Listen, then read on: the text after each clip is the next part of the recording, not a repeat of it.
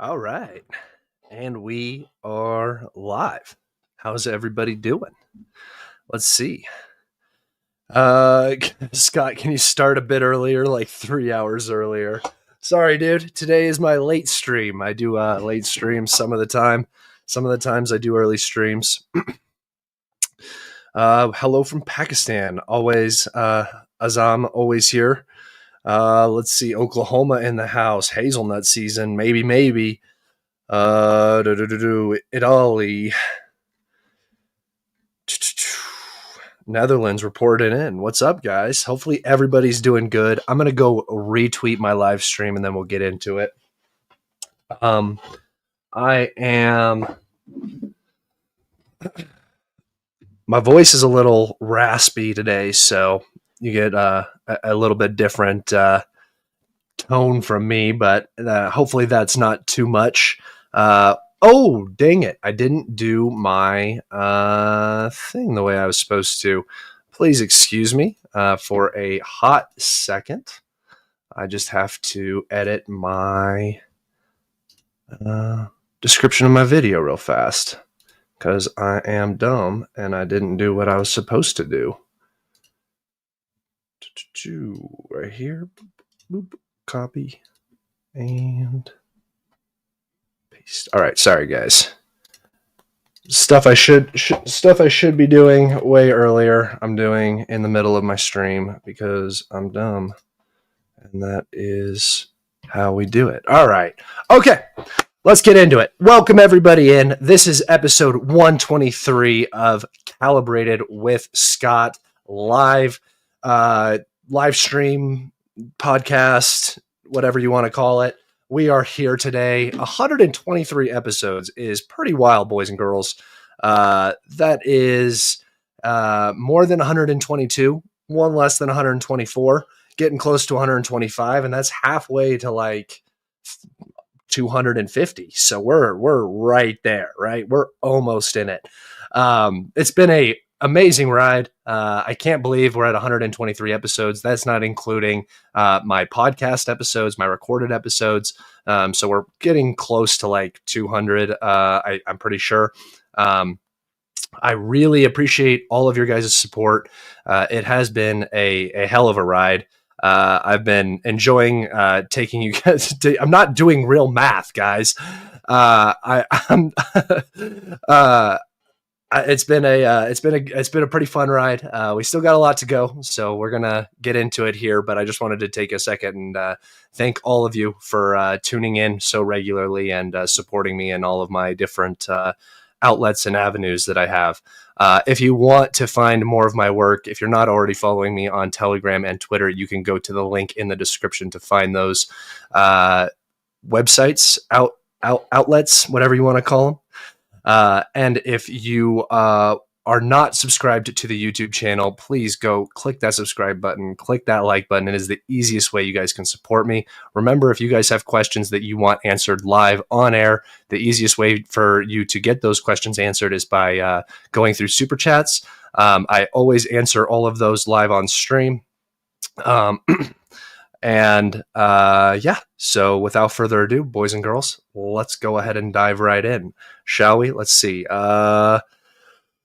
Do we have anybody else in here? Kings Park, New York. Portugal, 1 a.m. in Portugal. Thank you for showing up, dude. You guys are awesome. All right. Let's take it over to the map, and we are going to go through all of our map updates today, and we have a ton. Ottawa, Tucson, Arizona. Nice, guys. All right. So we do have some reporting from the Kursk region.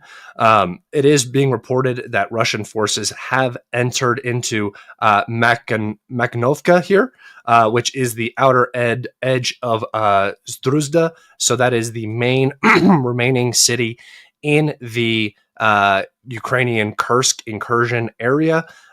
Just so more progress in this direction. Again, my map up here is not perfect. It's not not even. I mean, there's probably bigger mistakes here than anywhere else on my map in total, and it's just because I think most of this is gray zone. So I have a hard time mapping anything with any extreme confidence in this region. But the Russians are continuing to put pressure, but not so much pressure that it appears that they're trying to actually kick the Ukrainians out of Kursk at this moment. Just still, doing the same sort of pressure that they're kind of putting across the entire front. There was a video of chemical weapon usage in this set of buildings right here. I believe all of this is gone, by the way. If you take a look at any video from Vovchansk, the entire city of Vovchansk is just gone.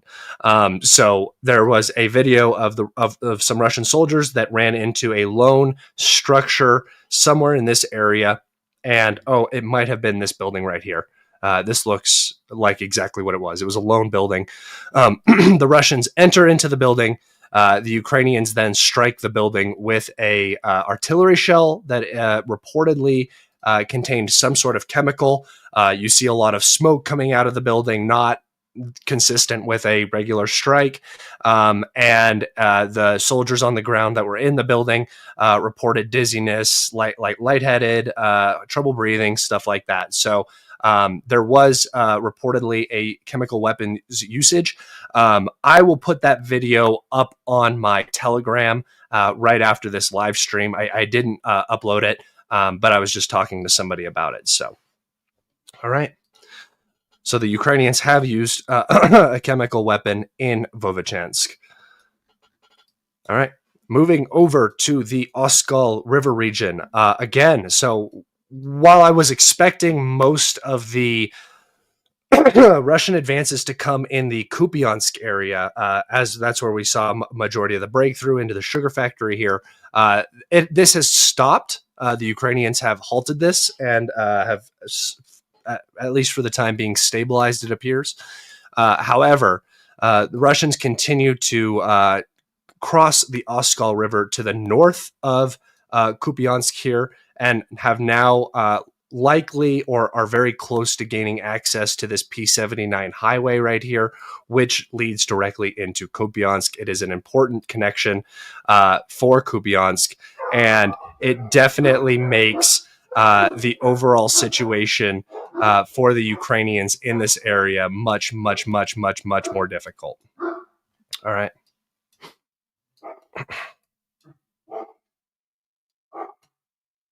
All right. Let's see.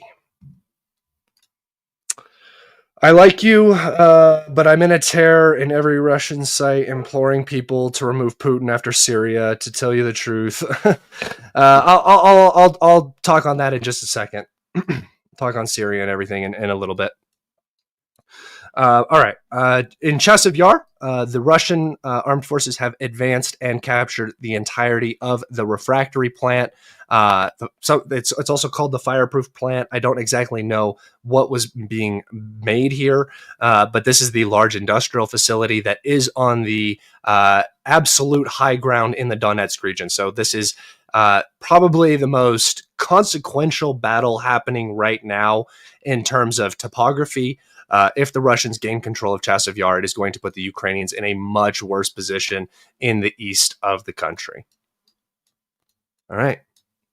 Now, moving down into Pokrovsk area. The Pokrovsk area is really the focus of this episode. It was the focus of the previous live stream that I did. Not with the Duran, which if you guys missed my episode with the Duran, go check that out. It was my previous episode. It was a great conversation. But the one before that, I talked about the encirclement of Pokrovsk, right? And specifically the fact that the Russian armed forces had advanced into Novopustinka right here, and were advancing towards Udachny, which is the rail connection, as well as the TO 406 highway that leads into Pokrovsk from the west, which comes from Zaporozhye, Dnipro, and Povrad. That road is now under heavy, heavy fire, heavy drone coverage. We saw a train along this road get struck. So that was sort of the conversation of my last live stream, was the encirclement pushing up towards the E50 and then having this be the only remaining logistics line into the city. But primarily the big goal here for the Russians, and we actually just got word that this facility shut down today, which is going to be a big hindrance for the Ukrainian economy, is this mine right here, just north of Udachny. It has now shut down. The Russians are within 7 miles or 7 kilometers, rather, of the facility. This is where, if anybody doesn't know, Pokrovsk is where a majority of Ukrainian steel comes from, and it is a huge portion of their economy. Losing Pokrovsk and Minhorod and Udachny in this area are going to be crippling to the Ukrainian economy for the future of forever. Until Ukraine either doesn't exist or it exists as a rump state, this will permanently be one of the larger losses for the Ukrainian economy throughout the entire war. Is it lithium? No, I'm pretty sure Pokrovsk is responsible for a massive amount of steel. It might be lithium as well. I'm not saying that this mine is necessarily. Oh, hold on. I'm not saying that this mine is necessarily steel, but I'm saying that Pokrovsk is a major steel center. It's not steel. It's coking coal used in steel. I'm sorry. I didn't mean that they were losing their steel production. There's not forges here or something like that, guys. I'm sorry. That's not what I meant. I meant that their steel production is going to be affected by the loss of the mines in this area. This is not where they have giant shipbuilding factories or anything like that. That's not what this is. No, this is their ability to produce, right? That's what this is. Yeah, there is also a huge lithium deposit also near this area. But yes, this is their ability to produce steel, guys. I'm sorry, not that they're going to not, that's not like actual steel is being captured here. That's not what I mean. All right, so just moving into the advances now. The Russian armed forces have advanced into Lysivka here from the south, entering into this warehouse building and this lower set of houses. Again, not a major advance, but pushing up closer into Suki Yar, and this defensive line right here is going to be very valuable for the Russians, as there are only a few remaining fortifications between the Russians and Pokrovsk itself. In this direction, over here, it's much, much, much worse. So we will move over there right now. Sorry, guys. I woke up this morning and my throat was just a little scratchy, so I've been dealing with it all day. All right. The last time we had an update, Shevchenko was 50% captured. It is now completely captured. The Russians have also advanced along this highway here into this old railway station on this old railway line. There's no longer a railway, but you can see where it went. Usually you follow these little trees, these little green paths. The dark green paths are usually where the railroads are. You can see that it connects here and goes up into Pokrovsk, into the massive railway station in the center of Pokrovsk. And as well, it comes up this back way. And then there's this one that heads in as well. Pokrovsk is a major, major logistical hub, or was for the Ukrainians for a long time. All right, so why this advance is so important, okay? This advance captures the final remaining fortifications lying between the Russians and Pokrovsk itself. And now, remember, guys, Pokrovsk is not a massive defendable city. It is a large urban area, so the Ukrainians will be able to defend it, but it's not the same as Bakhmut, Avdiivka, Chasiv Yar, Toretsk, Konstantinivka, any of the Ugledar, any of the really built up and fortified cities. This was a logistics hub. So they do not have bunkers here. They do not have like trenches all over, connecting basements and all of the stuff that makes urban battles very difficult. However, this urban battle is very important, and this might be the final climatic apex battle of this Ukraine conflict. The Ukrainians are about at their limit. We're seeing it all across the map. We actually have an encirclement to the south, and the situation just getting worse and worse and worse. The Ukrainians are trying to hold every single square inch of territory that they possibly can, trying to keep up this front, trying to make themselves look good for the remainder of the Biden administration into the Trump administration. The Trump administration is talking very poorly about the current situation in Ukraine, about how they're going to, use their leverage in Ukraine to achieve peace. And it really seems like we're coming to this like a climatic point where the Biden administration is trying to do everything possible to make sure that the Trump administration is locked into Ukraine. And I'm going to talk about the recent Atacam strike that we saw, and how that is escalating the situation more. But the Ukrainians are going to fight for this city in particular very, very, very hard. And we can now see that there are unconfirmed reports that Russian DRG units have entered into the southern edges of Pokrovsk, and thus the battle for the city has likely begun. Even if it has not officially happened, the Russians are they're like a kilometer away from entering the city. So it will happen sooner or later. But we can likely say with confidence that the battle for the Pokrovsk conglomerate has officially begun. All right. Now, more important, I would say, than the actual beginning of the Battle of Pokrovsk, because, Pokrovsk is going to be, like I said, a long battle. If the Russians actually have to fight through it, fight an urban campaign directly through it without encircling, it's going to be a lot longer.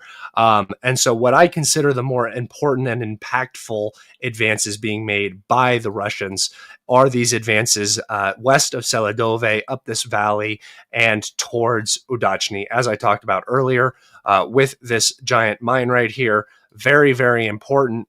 Udachny is also on the railway line, which will give, a westward direction for the Russians, as well as a eastward backdoor, basically, to the Pokrovsk conglomerate. This is going to make everything much more difficult once the Russians capture this. This is the primary goal of the Russian advance right here now. Get to Udachny as soon as possible.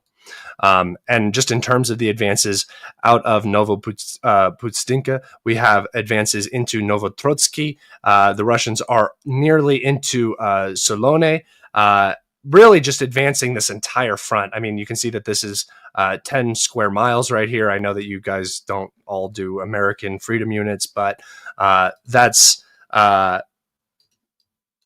pretty significant for especially for this area. We haven't seen this. So what it does look like here is the Russians have it activated significantly in this area.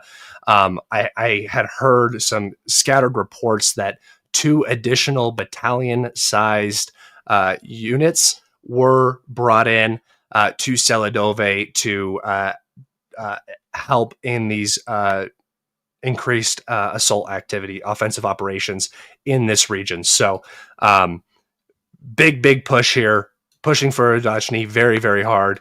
And the Ukrainians have no defenses in this area, as I talked about, as I've been talking about time and time again. All right, moving down to, I would say that we used to call this the Hrenki pocket right here.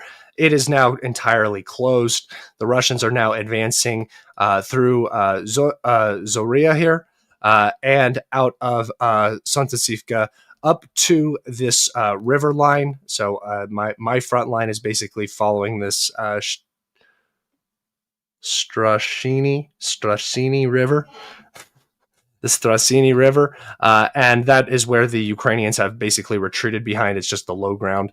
Russian forces have also advanced out of Stary Turny into Shevchenko down here, which is going to put a ton of pressure on this industrial facility. And with this Russian advance out of Stary Turny right here, there were geolocations in this area. It puts immense pressure on this industrial facility, and it is likely now that the industrial facility is in a tactical encirclement, and any attempts to leave are going to result in destruction. So very, very difficult, but this is kind of a common story. We saw it in Ugledar, and we're seeing it in multiple other places now as well. All right, moving down here. We had reports of around 10 Russian armored vehicles positioned in Dalny. Here, they ended up going in offensive operations and entering this fortification here, as well as pushing towards these large ponds. This is just further putting the Ukrainians that are in, and I didn't necessarily think that the Ukrainians were actually in this area, but reportedly there are Ukrainian units that are now trapped in Hanivka and Vasylihai that were not able to retreat. The commander in this area has been removed from his position, and there is an active encirclement going on in this area. So the situation here is abysmal, again, for the Ukrainians. I can't find a single place on the map where I can say that things are going decent for the Ukrainians. And this area is likely one of the worst, where we have an active encirclement and Ukrainians are stuck in this pocket. All right, moving over here to Sukiali. Russian forces have just pushed up along the river, just a general advance in this direction.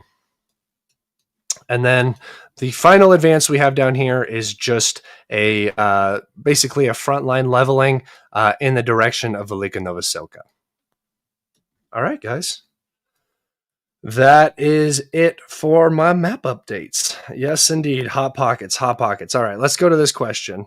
So you're trying to... Okay, so here's the deal. Here's the deal with Syria, guys.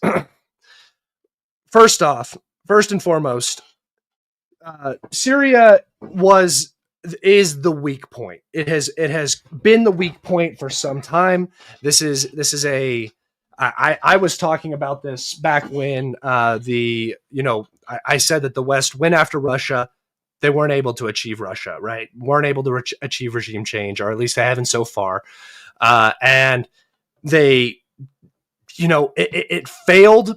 And then this new project, basically, I mean, it's an old project. It's been going on since 1996. But this new project reared its head on October 7th. And since then, the U.S. has been head over heels involved with everything that Israel wants to do. It does appear that the Western coalition is going after Iran very heavily. And one of the instrumental pieces of the Iranian axis is the connection between Iraq, Syria, and Lebanon, right? To keep supplies moving to Hezbollah.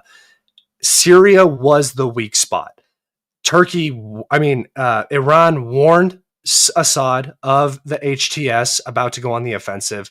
He ignored it. He was moving closer to the Gulf states, which was already creating issues.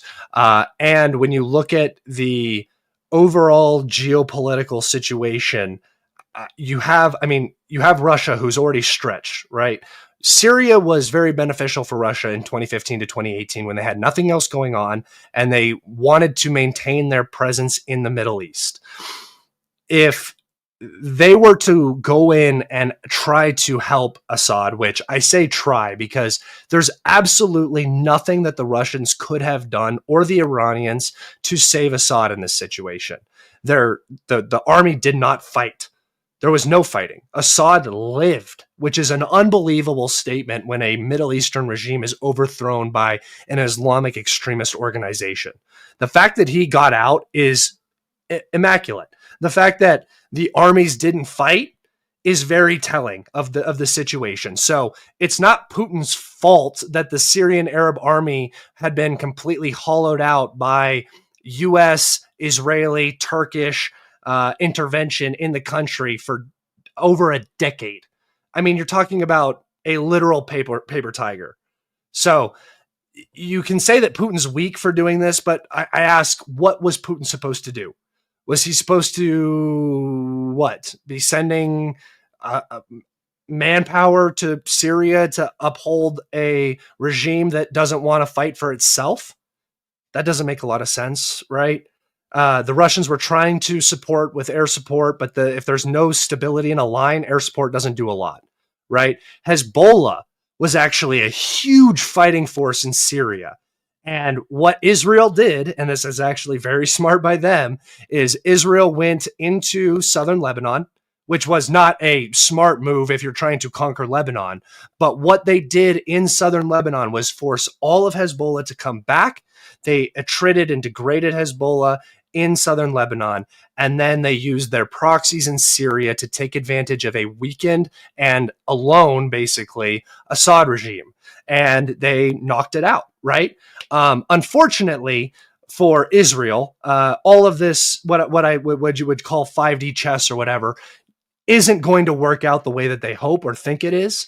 When you create chaos and you utilize Islamic extremist groups, those groups don't stay like loyal to you. Even if, like we see Israel is actively invading Syria right now, and taking more land near the Golan Heights and stuff like that. And HTS is more concerned about Iran operating on Syrian territory than they are about Israel literally stealing Syrian territory. It makes you wonder what's going on, right? There's something obviously suspicious happening there, but forget it. I know whose proxies are who and what's going on and what the objectives are here. So, when it comes to overthrowing the Assad regime, yeah, it works temporarily. Yeah, the Israelis are going to get some territory. But at the end of the day, they are creating chaos on their borders. And they think it's going to be like good because they're going to create buffer zones and they're always going to have an excuse to do this or that or whatever. But it's going to become too much. And what they're asking of the United States is exactly what they asked of the United States in 2003. Or 2001, I guess you could say, but more like 1996. They've been talking about it forever. Trying to establish the idea of greater Israel, pushing into Syria, Jordan, Lebanon, these sort of places, right? Expanding the Israeli borders, taking out Israel's enemies in the Middle East, which is the Assad regime, gone, the Iranian regime, next, and then anybody else in their way. It was Libya, and we got that stuff going on down there. It's chaos, and it's all basically Israeli and U.S. chaos in the Middle East. And I don't think it's going to play out the way that they hope or imagine.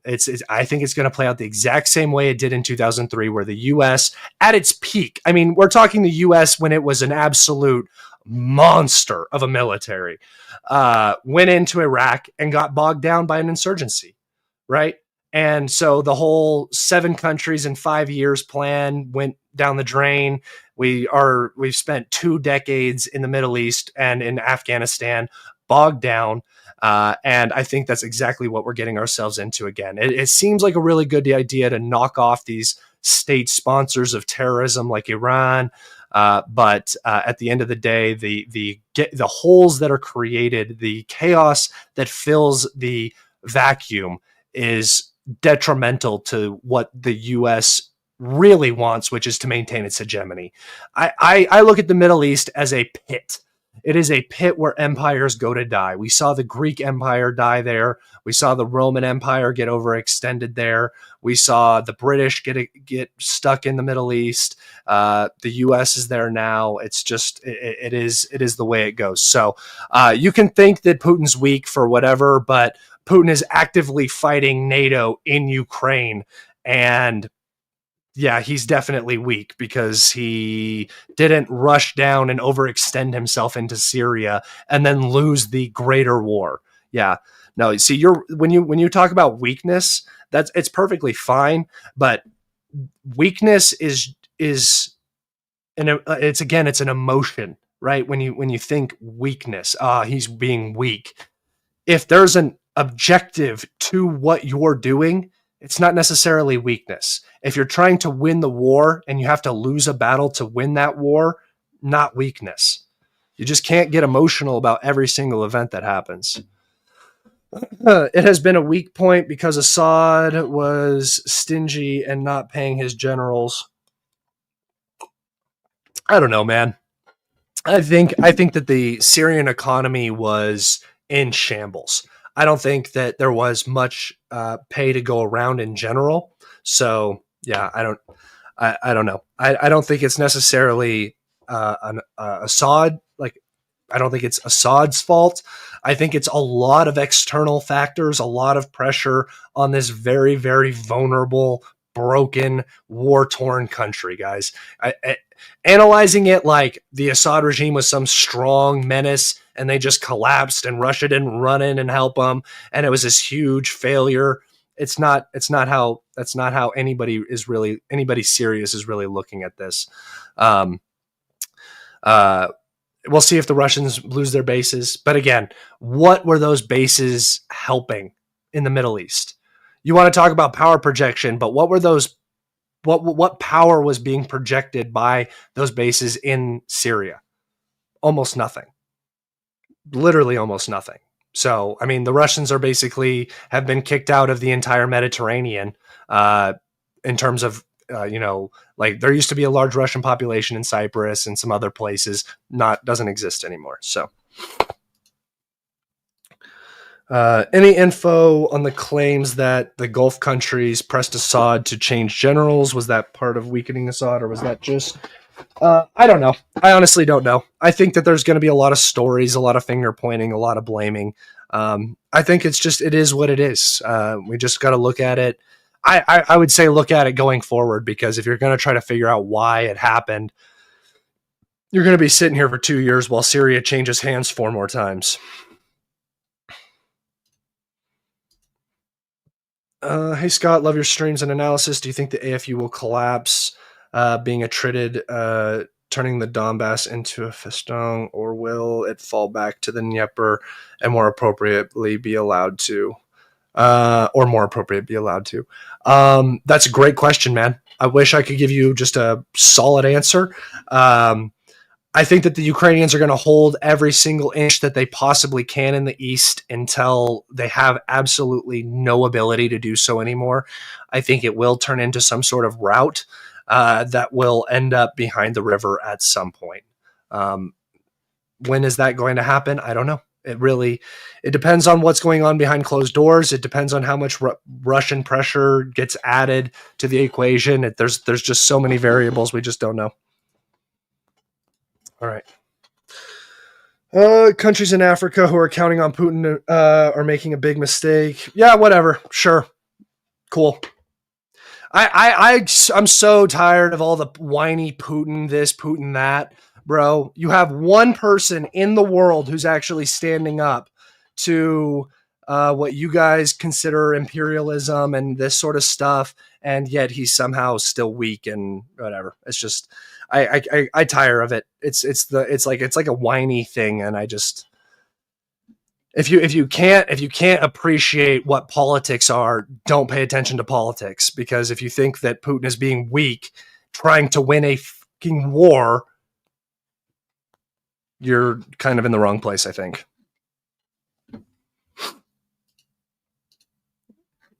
All right. I have one article that I wanted to talk about today.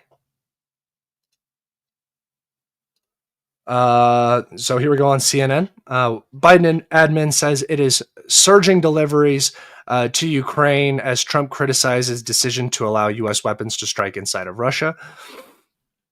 The Biden administration is working to surge deliveries of weapons to Ukraine in its final days in office in a concerted effort to put Kiev on a strong footing going into 2025, according to senior administration officials. So they're doing everything they can to pump as many weapons into the country before they are out, because they think that Trump might put the squeeze on that supply line.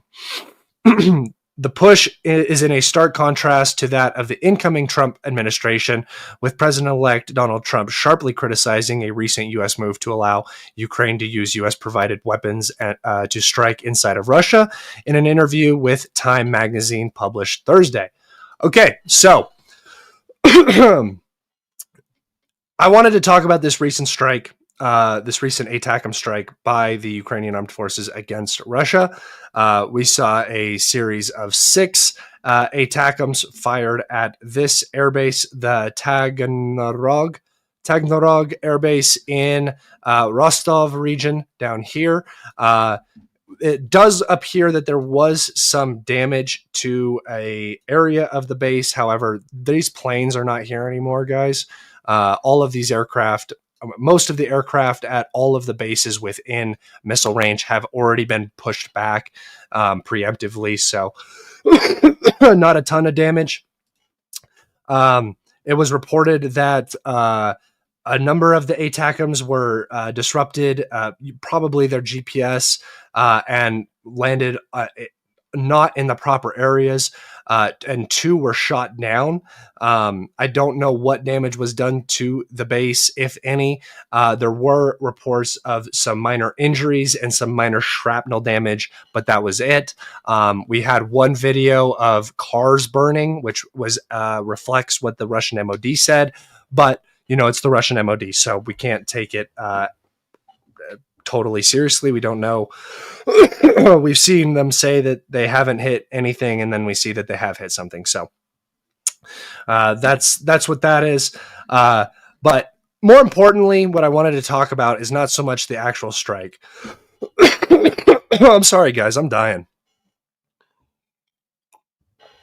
The strike was more of a, how do I say this? It's not, the weapon system is not being used as a weapon. It's being used as a geopolitical tool. So these Atacams are a very high value resource, not because of what they can do damage-wise, but what they symbolically mean when fired into different parts of Russia. So we didn't see a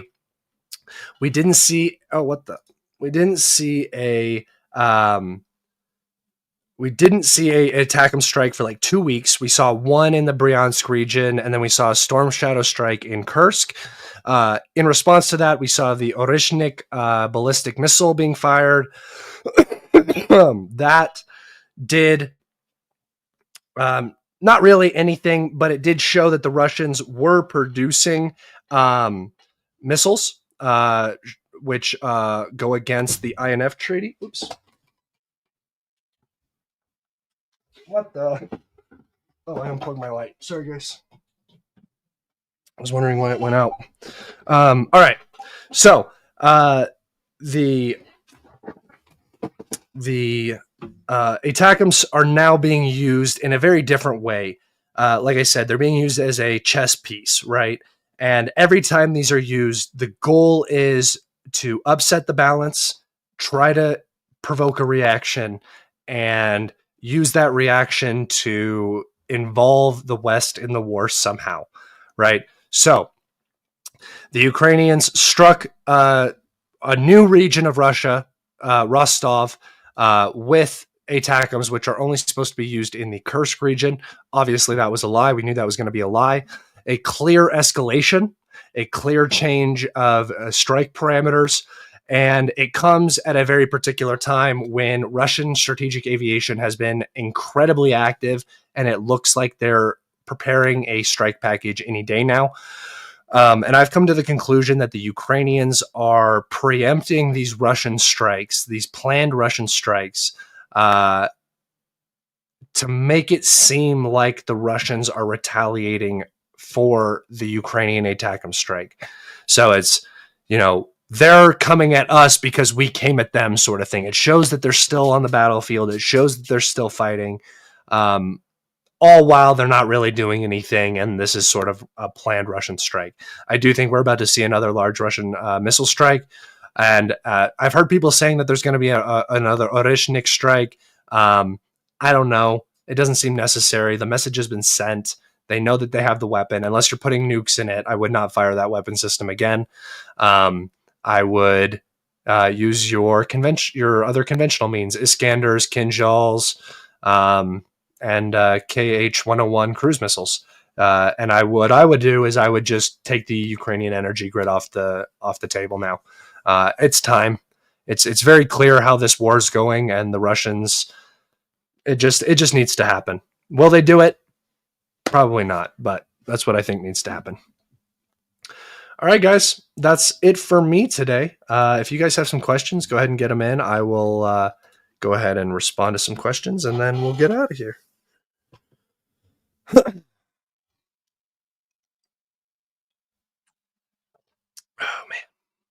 man. Any questions, anybody? If not, we'll just wrap it up.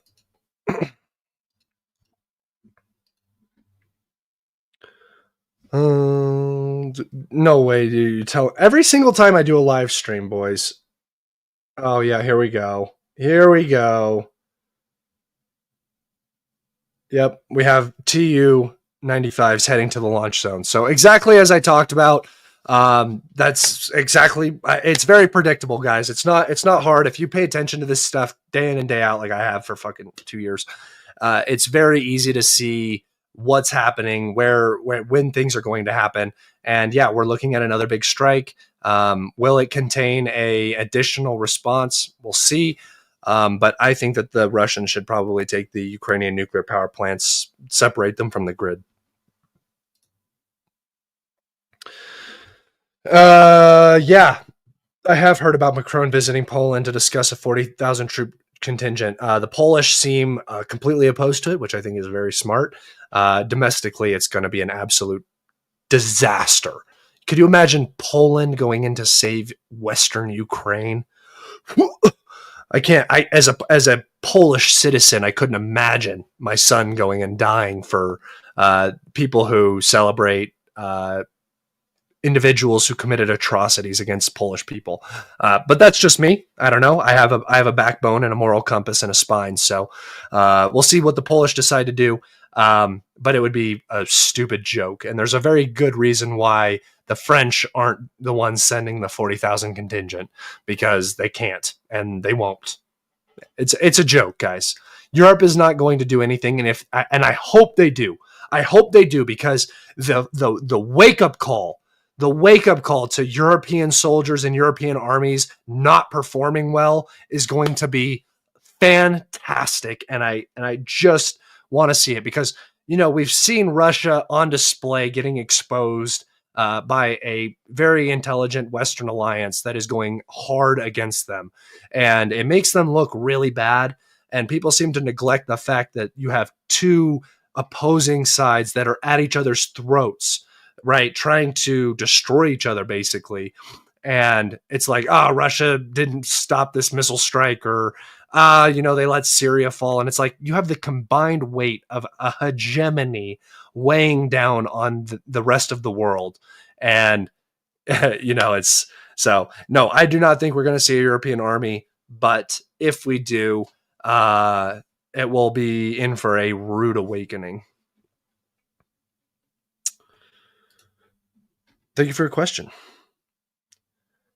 I thought you would find this funny. Zelensky said Ukraine produced 2.5 million artillery shells. Yeah, okay. He also said Ukraine had 370,000 wounded. Yeah, I heard. He also said there was 40,000 KIA or whatever. It's a complete farce. It's laughable. I mean, if you're a Ukrainian citizen and you can see how many people are dead in your hometown, you know that is a complete joke. You can look at the cemeteries. There are not 40,000 dead Ukrainians. I've probably personally seen 10 to 15,000 people die, I feel like, over the past 2 years. So, do you think we'll see a nuke? No.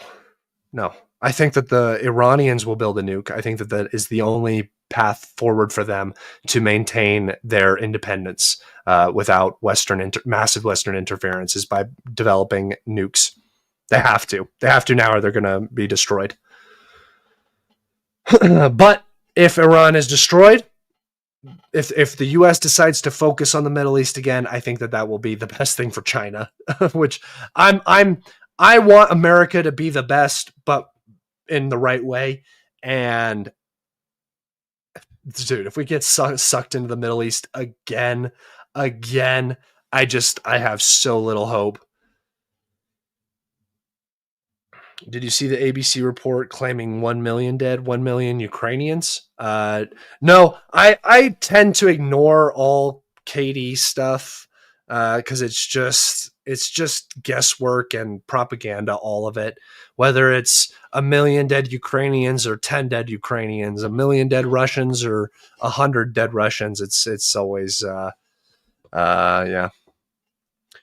Were you nervous during the live with the two Alexes? No, not really. I don't really get nervous. That's not a thing that really happens to me.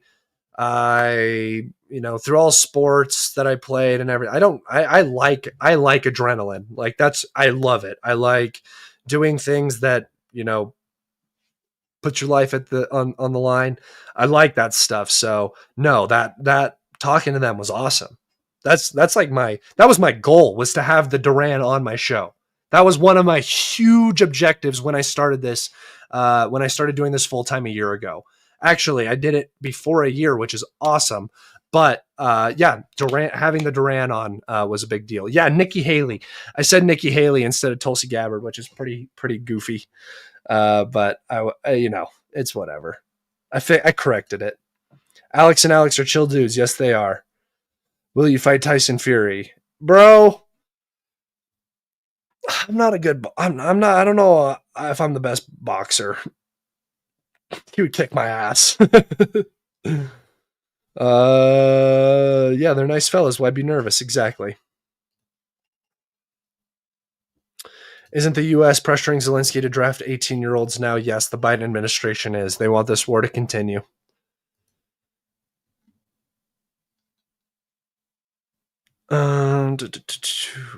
What do you think of the Russian? What do you think the Russian objective is in Kupiansk, and what progress on the Oskil River crossing? They have crossed a couple of times. I think the major goal is just to get the Ukrainians out of Kupiansk, and so that the Russians can resecure the logistics lines, primarily on this side of the river. But once they cross Kupiansk and get into Kupiansk, it's going to be a huge logistics relief and a massive fire that the Ukrainians are going to have to put out over here if the Russians begin to push down towards Izium along the Oskil. Because once the Russians get north of Kupiansk here, it's going to be very hard for the Ukrainians to hold the city. They know that too.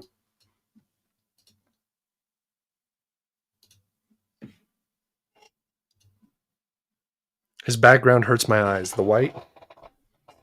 This? What do you want it to be? I always wonder what people think the background should be. Do you want it to be black and then it's just me silhouetted like Dumbo with my big old ears? When are we playing Roblox? Whenever, man, hit me up. I've never played Roblox in my entire life.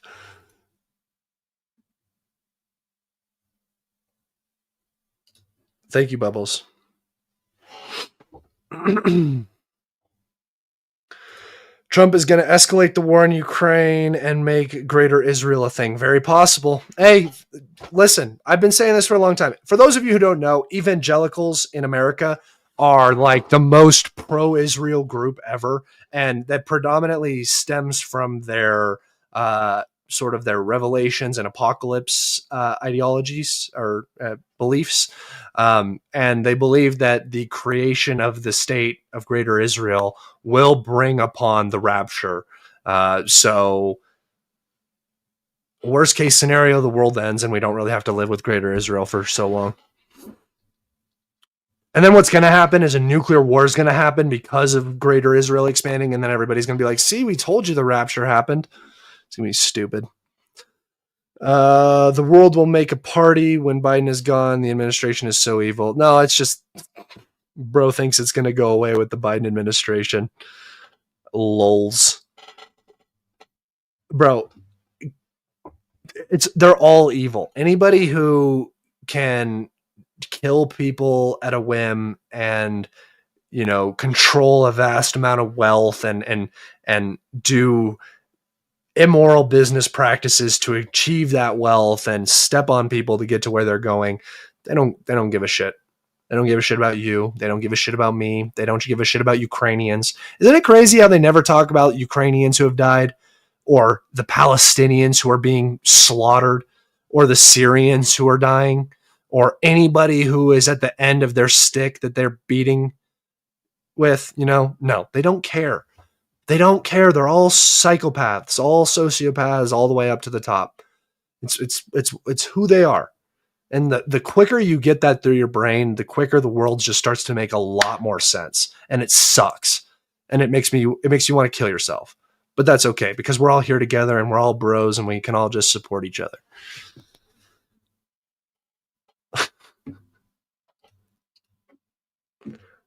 Do you think we will see an end of Chasiv Yar soon? Yes, I do think the Battle of Chasiv Yar is going to come to an end with now that the refractory plant has been captured.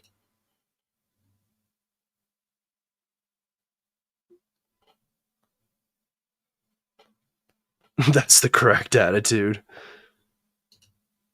Yeah, it's just one of those things.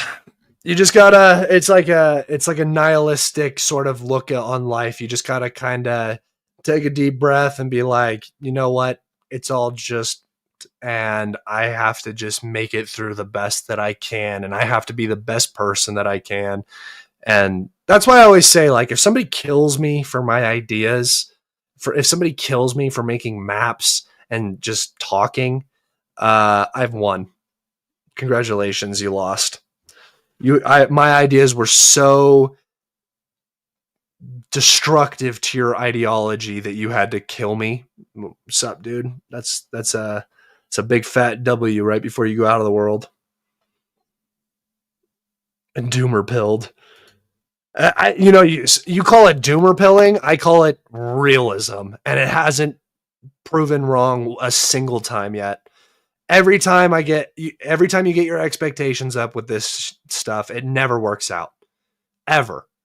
And it's because the people at the top just don't care, and they lie, and they'll continue lying because you believe it. And the idiot masses will just eat it up over and over and over again. And even when they remove the tyrant, a new tyrant just fills the gap. And that's just the way human beings work. If the Russians cross the Dnieper into Kherson, do you think they would face a lot of Ukrainian defenders? Yes, probably. It's a very easy logistic spot for the Ukrainians, a very difficult logistic spot for the Russians. Yeah, for reading a map. That's what I do. It's literally all I do. And you guys get so hurt over it. Jim, you're in here and you disagree with me and hate me. And you're still in here, obsessed with me. That's what I mean. All because I make a stupid little map. It's so goofy. All right.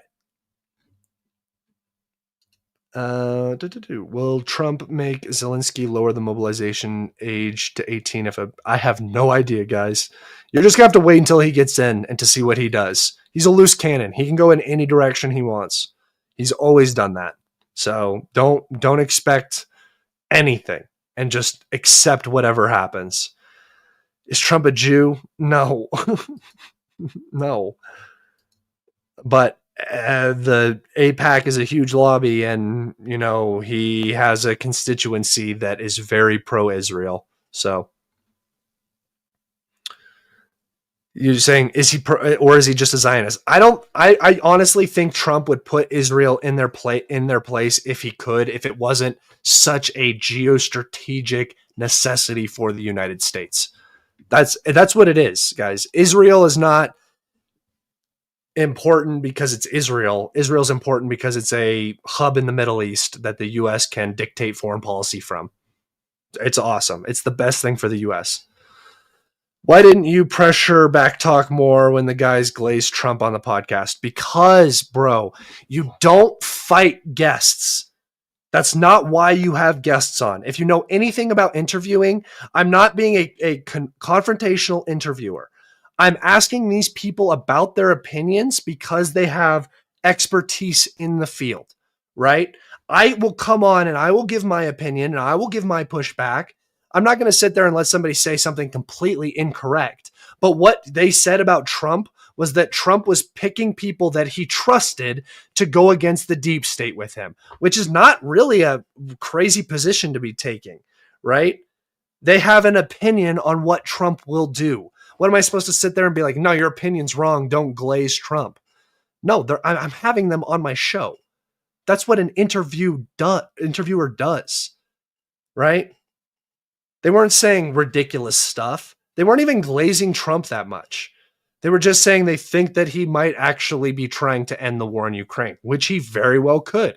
We don't know. Give it 5 minutes before you guys start saying that they're glazing or anything. And even if they are glazing, that's their prerogative, right? If that's what they think of, if that's their opinion on Trump, it is what it is. You guys can make that decision. You can understand. You're not idiots. Do I have to sit here and destroy the flow of a conversation because I personally disagree with something that somebody says?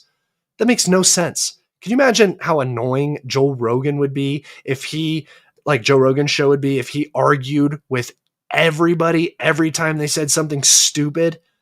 My God, that show would go nowhere. Come on, be smart. Be smart, guys. Thank you for the super sticker, Reno. Appreciate you. What do you think the next city in Ukraine will be to fall? City? That's a good question. Probably Velika Novosilka, I think, but we'll see. There hasn't been a ton of movement in this area lately. Other than that, potentially Toretsk, because the Russians have captured the industrial facility as well as all of the high-rise buildings. So I think we'll see the Russians quickly push out the rest of this suburban area.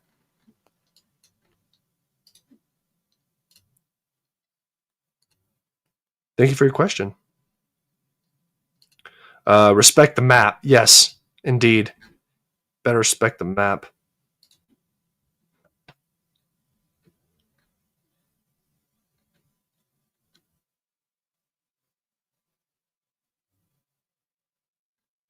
I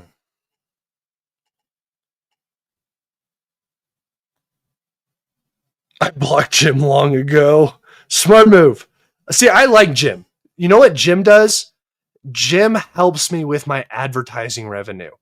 Jim helps me with my analytics.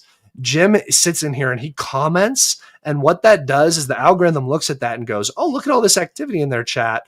Maybe we should increase the attention that this stream gets. So while you guys might not like Jim, Jim does me a valuable service and I like it. Thank you, Jim, for getting on your knees and giving me a great service. I appreciate it.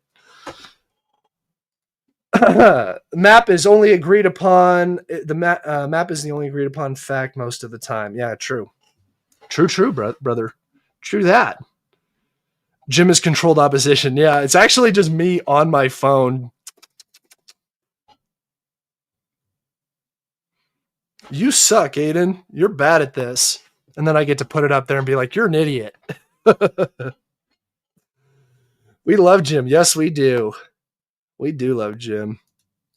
All of Trump's members are deep state ultra Zionists. Trump literally has a replica of the... Okay, guys, again, listen to what I said. I did not say that Trump was anti-Israel. Didn't say that. What I said is, and this was the point I was defending about the Duran, Trump is picking people who he trusts. It doesn't matter if they're in a part of the deep state. It doesn't matter if they're Zionists. It doesn't matter if they're war hawks, neocons, anything. He's picking people that will back him up. That was the mistake that he made the first time, is that he picked people who did not have his interests in mind at all because he had no transition team. This time he has picked all of the people that he has learned his lessons about and he has whittled them down and he knows that he can trust them when the shit hits the fan. Because the shit will hit the fan here eventually for Trump. It happened last time. It's going to happen again. And then when he goes into that battle with the deep state domestically, he is going to need people on his side that he trusts. Does he support Israel? Of course. He's a U.S. president. How thick in the skull are you guys? It's never going to change. Every single president is going to be pro-Israel because it is a fundamental geostrategic U.S. interest. Just like every president is going to be pro-Europe and pro making sure Europe is paying us for everything. Just like every president is going to be anti-China, right? Because that is what U.S. interests dictate. It's not hard, guys. It's really not hard. I get paid to troll. He gets paid to troll to get me to get paid more. Thank God you suck at trolling. God damn, bro. God damn. Imagine doing something so much and saying you get paid for it and then just sucking at it. Unbelievable. Unbelievable. That's crazy. Bravo, Jim. Bravo. All right, guys. I'm going to get out of here. Thank you so much. I love you all, especially you, Jim. My haters got me where I am today. Dude, NAFO literally built me. So thank you guys. Appreciate it all. All of the hate is much appreciated, but guys, all of the love is so much more appreciated. I love you all. Please go check the links in the description. You will find all of my available content there. Take care, be safe, and I will see you on the next one. Probably Monday, I think, will be my next stream, but we'll see. All right, guys, be safe, and don't do anything I wouldn't do, all right? Goodbye.